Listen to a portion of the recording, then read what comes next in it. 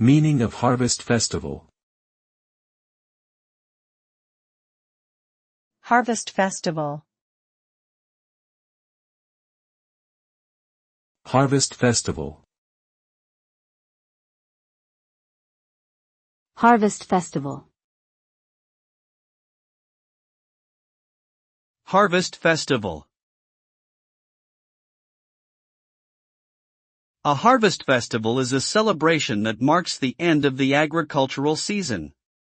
It is usually held in the fall, and it symbolizes gratitude for a successful harvest. During this festival, people come together to share food, give thanks, and offer prayers for a bountiful crop in the following year. The festival varies from culture to culture, but it typically includes dancing, singing, and games. Moreover, many people decorate their homes with fruits, vegetables, and flowers to reflect the abundance of the harvest. In short, the Harvest Festival is an opportunity to appreciate nature's bounty and connect with our community.